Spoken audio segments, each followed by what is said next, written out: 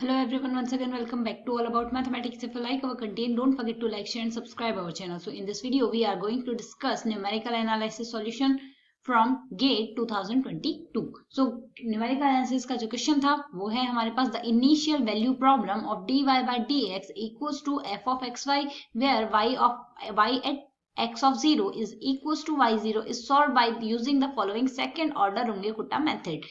यहाँ से k1 equals to हमें गिवन है h into F of X I Y I, k2 equals to given है h into F of x1 plus alpha h and Y I plus beta k1 and Y I plus 1 is given as Y I plus 1 by 4 into k1 plus 3k2 where I is greater than equals to 0 where h is the uniform step length between the points x0 x1 up to xn and yi equals to y at xi.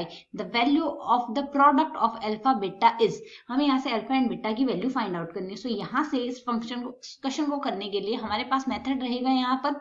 तो second order रुंगे-कुटा method को जब solve किया जाता है तो हमारे पास value आती है dy by dx. अगर हम लिखना चाहें so dy by dx can be written as here f of xy.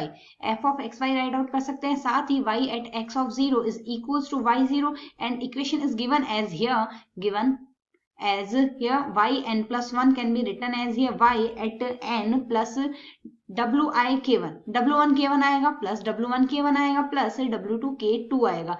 साथ ही हमारे पास इसमें कंडीशंस अप्लाई रहेगी वेयर w1 प्लस w2 अगर हम राइट आउट करना चाहें w1 plus w2 equals to 1 आएगा and k1 equals to write out किया जाता है h into F of xn yn. Similarly यहाँ से k2 जो होता है वह राइट आउट किया जाता है h into F of xn plus alpha h and yn plus beta k1 and alpha and beta. यहाँ से हम जो कंडीशंस लेंगे अल्फा एंड बीटा पे अल्फा इक्वल्स टू हम यहाँ से बीटा लेंगे. साथ ही जो w2 लेंगे 1/2 ऑफ अल्फा लेंगे. सो अगर इस क्वेश्चन के अकॉर्डिंग देखें यहाँ से इस क्वेश्चन के अकॉर्डिंग हमें दिया क्या गया. इस क्वेश्चन के अकॉर्डिंग हमें यहाँ से k1 अगर वैल्यू सिंप्लीफाई करते हैं सो k1 तो इस क्वेश्चन के according k1 equals to h plus हमें यहाँ से गिवन है k1 इक्वल्स टू गिवन है h into F of X I Y I and k2 equals to हमें यहाँ से गिवन है h into F of X I plus A H and Y I plus B. And साथ ही यहाँ से Y I plus 1 अगर देखें तो वाई आई प्लस 1 को अगर हम सिंप्लीफाई कर ले सो वाई आई प्लस 1 हमारे पास सिंप्लीफाई होकर यहाँ से क्या राइट आउट किया जा सकता है. तो अगर वाई आई प्लस 1 को देखें सो वाई आई प्लस 1 हमें क्वेश्चन के अकॉर्डिंग दिया गया है Y I plus k1 by 4 आ जाएगा हमारे पास प्लस 3/4 k2 आ जाएगा. सो अगर हम यहाँ से सिंप्लीफाई करें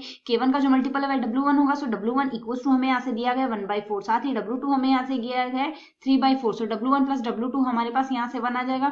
w1 प्लस w2 1 आ जाएगा. साथ ही अगर हम यहाँ से देखें w2 इक्वल्स टू हमारे पास राइट आउट होना चाहिए 1/2 अल्फा और w2 हमें गिवन क्या है 3/4. So 3/4 equals to 1/2 alpha write out करेंगे. सो अगर हम सिंप्लीफाई करें अल्फा इक्वल्स टू क्या आ जाएगा क्रॉस मल्टीप्लाई करके लिख दें. क्रॉस मल्टीप्लाई करके लिखेंगे सो 2 से 4 को कैंसिल आउट कर देंगे 2 आ जाएगा. क्रॉस मल्टीप्लाई करेंगे सो अल्फा इक्वल्स टू हमारे पास राइट आउट किया जा सकता है यहाँ से 2/3.